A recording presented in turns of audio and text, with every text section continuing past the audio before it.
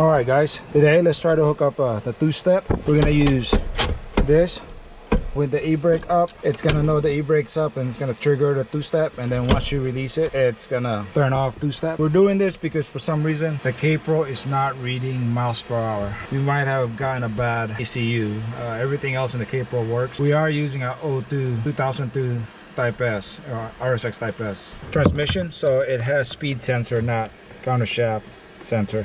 Let me start off by removing this cover and see which one is sensor to ground, then we'll run the wires. All right, so we found it. We're gonna put it analog ground, so which is this one.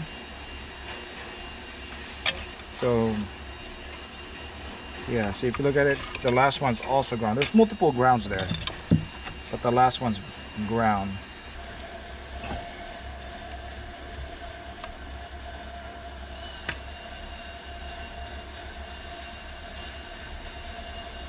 Plug this thing back in.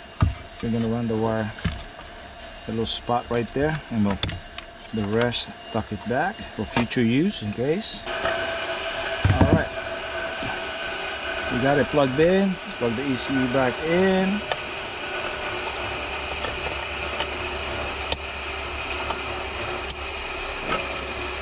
Okay, stuck it. Let's take off or lift the shifter, right? Doing this thing one-handed. Okay, so we ended up having to remove even the shifter plate. I ran the wire here. I didn't want to run it straight across because it was gonna cut it, so I ran it kind of like underneath like that. Came out on the side. As you can see, it's got room. I'm gonna cut this off and splice it. It won't know. The brake light indicator won't come on if the e-brake is up. What I'm going to do is I'm going to remove the spring so this doesn't come back up. Okay, I've got it soldered. We're just going to plug it into that. Okay, so doggone it, it's good. So yeah, so now what we got to do is just remove the spring in here. So I'll be right back. Okay, so all you really have to do is unscrew this, you know, turn it. You probably have to use the pliers. And then there's a spring. I don't know if you can see it. And this spring really just, it's basically right there. So you remove that spring, so now it doesn't, see how you can like that, right? And then you let go, it just drops.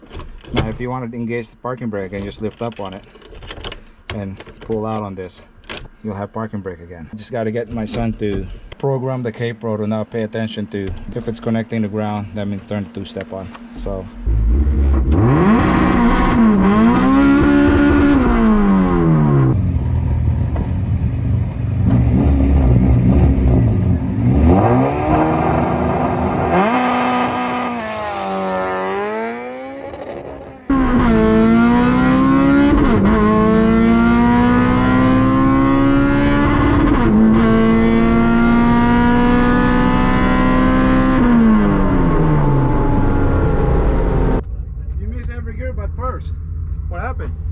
it's like stuttering when I shift, and the throttle's only reading 69%. the throttle learn.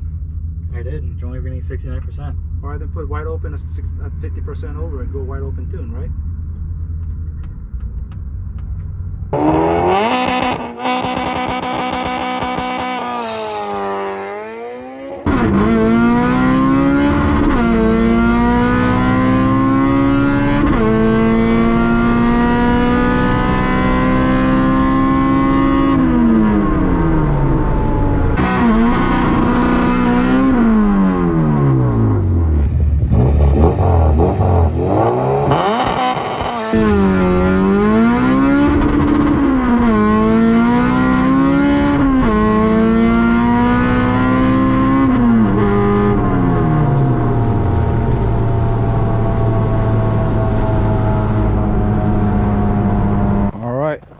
As you can see, we came back from the racetrack. Everything's set, two-step works. We didn't want to make too many passes. We actually sold this engine or swap. Well, let me unload this car and put it inside the shop, then we'll talk about it. All right, be right back.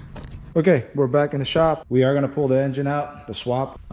Since I sold him the whole swap, I have a base model RSX 5-speed. We'll probably put down a K24. I don't know if it's RSX or EP3. I think it might be EP3. If it is gear ratio is a little different than base model. It's a good time to find out too if it makes a difference on gear ratio, right? So yeah, so that's next with this car. I think this is the car we're taking to IFO in December. 1150 index if we can get this car in the 11s. I think we should. We have the recipe for it by now. Fastest pass of the day is a 12.6. It does sputter on the top end, but I think I figured it out when I was pulling in here. We hooked up the two-step to the e-brake cable, but the signal was through the service light. So every time you yanked up on the e-brake, the RPM changes. So I think it's probably going to limp mode every time that check engine light comes on. It's probably backfeeding, making it run rich at least off the line. We did notice that yesterday at the track. Try to compensate for it by taking some fuel away. Probably made it worse. It probably made it lean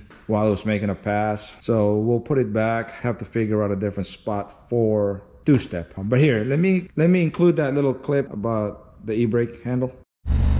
Okay, I hope you guys can hear me. The original where you saw me doing it was I put it on the ground position. It didn't work there. My son found a way. He hooked it up with the service connector. It works. The downside is that, but it works. We have to figure out. I think it does this. It makes it go in limp mode, but that's okay.